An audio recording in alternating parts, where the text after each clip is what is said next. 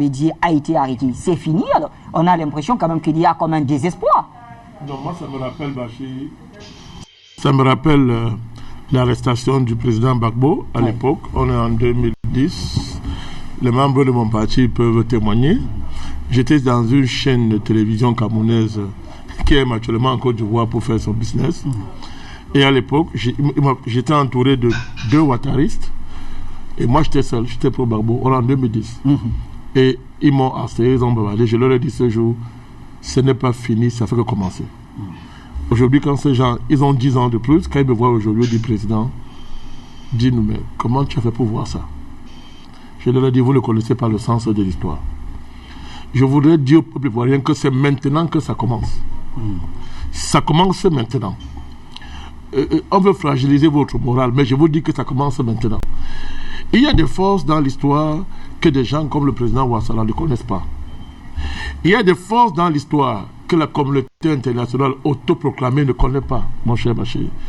Il y a des forces dans l'histoire qui commencent à agir lorsque les forces humaines ont achevé leur part. Vous comprenez? Donc, je vous ai dit ici, quand cette affaire a commencé, que quel que soit ce que M. Ouattara va faire, ça va crier contre lui. C'est terminé. Vous croyez que les opposants ivoiriens sont fous? Vous croyez que les Henri Konan Bédié, le président, Sa Majesté, le patriarche, le patriarche Henri Konan Bédié, les Afin N'Guessan, Mamadou Koulibaly, ils ne sont pas des fous. Ils savaient que le président Ouattara allait agir comme ça. Et justement, il a fait ce qu'on attendait qu'il fasse. Alors, ça veut dire que ils sont juste dans la continuité de leur action. Mais bien sûr, c'est-à-dire que le président Ouattara a fait ce qu'il devait faire pour s'enterrer davantage. Vous comprenez? Ce n'est pas en arrêtant le président Bédié que la crise va être. Au contraire, il vient d'accélérer la crise. Il vient de donner un coup d'accélération à la crise, à sa propre chute, mon cher Bachir. Parce que regardez, alors où nous parlons, mon cher Bachir, il n'y a pas un seul pays au monde entier qui a reconnu ce monsieur. Peut-être ils attendent qu'il prenne serment, disons comme ça. Moi, ça me rappelle l'histoire de l'hôtel du Golfe. Et c'est ça qui est amusant. L'hôtel du Golfe. L'hôtel du Golfe. L'hôtel du Golfe. Oui. Comment M. Ouattara est accédé au pouvoir? Il s'est autoproclamé président.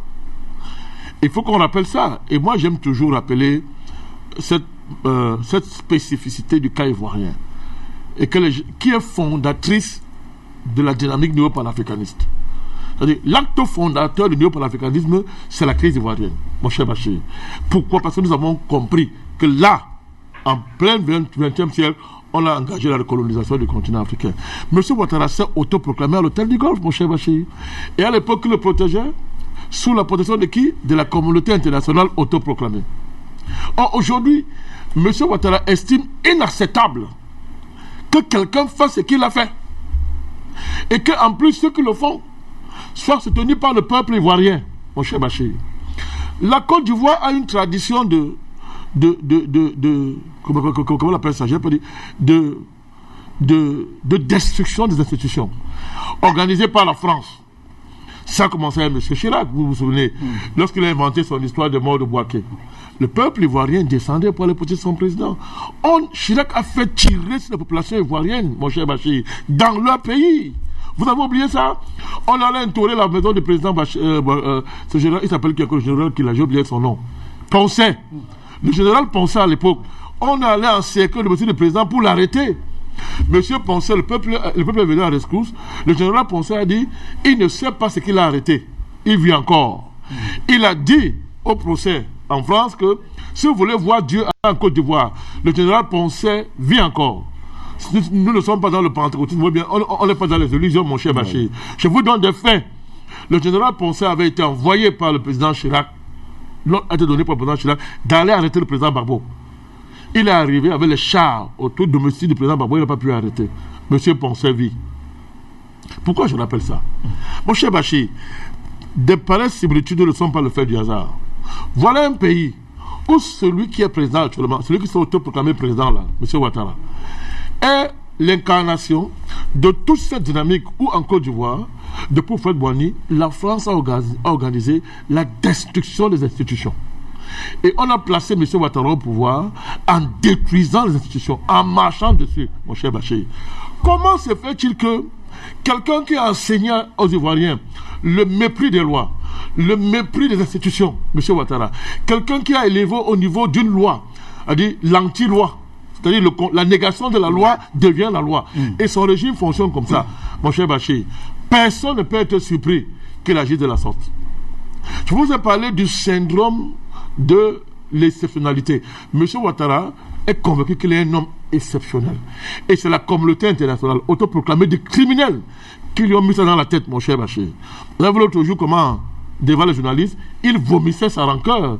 Il vomissait, n'est-ce pas, sa rancœur devant les journalistes. En fait, il s'adressait à ses parrains. Parce que il ne comprend pas qu'un matin, lui fasse croire qu'il n'est pas quelqu'un d'exceptionnel. Lui, il est exceptionnel. C'est un Dieu vivant. Il peut tout se permettre, mon cher Bachir. Moi, j'essaie une chose, mon cher Bachir.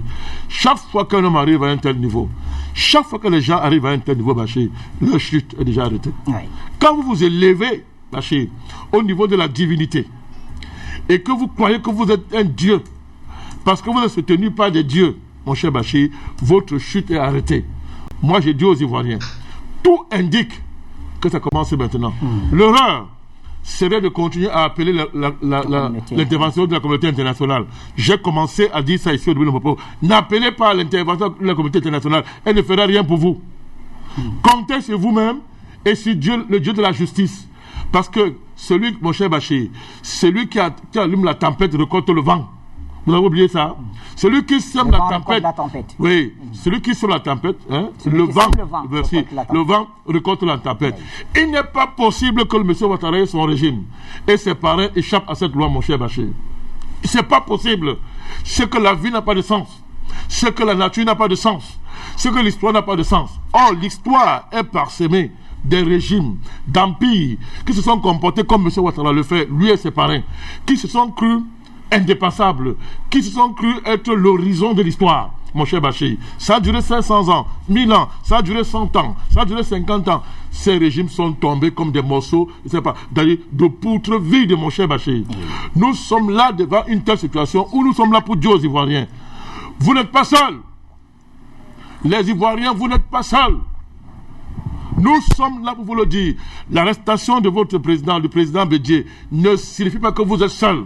Ce n'est pas dire que la lutte a échoué. Non, ça commence maintenant. Très bien. Bon, mon cher Bachir, nous sommes là pour dire que des forces les plus inconnues, les forces divines vont entrer en scène en Côte d'Ivoire, mon cher Bachir.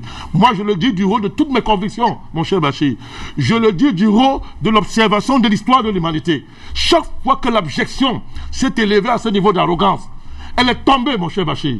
Elle est tombée. C'est M. Ouattara qui avait dit en France, je vais frapper ce régime, il tombera. Il parlait du régime du président Bédié. Ouvertement, c'est à Paris qu'il le disait. Bachir, qu'est-ce que vous croyez? M. Ouattara, il a 6 pieds. Si lui compte sur la France et les puissances internationales qui le maintiennent le pouvoir, nous on compte sur Dieu. Moi, je compte sur la puissance divine. Et moi, je dis que lorsque l'abjection arrive à un tel niveau, mon cher Bachir, où tous les règles de justice sont froissées, mon cher Bachir, où le faux devient le vrai, où le crime devient la justice, où le mal devient la loi, mon cher Bachir. Quand ça arrive à ce niveau-là, mon cher Bachir, ma conviction d'homme m'enseigne que la force divine va intervenir. Nous sommes là ce matin, nous sommes là ce soir pour encourager les Ivoiriens, Bachir. On n'abandonne pas un peuple qui a une telle situation, mon cher Bachir. On ne peut pas le faire, c'est le sort de l'Afrique qui est en jeu. Monsieur Ouattara incarne la honte du continent africain. Sinon, c'était devant une telle chose, c'est que l'Afrique est finie, mon cher Bachir. On ne se tait pas. Nous, on dit aux Ivoiriens, n'ayez pas peur, n'abandonnez pas. Ça commence maintenant.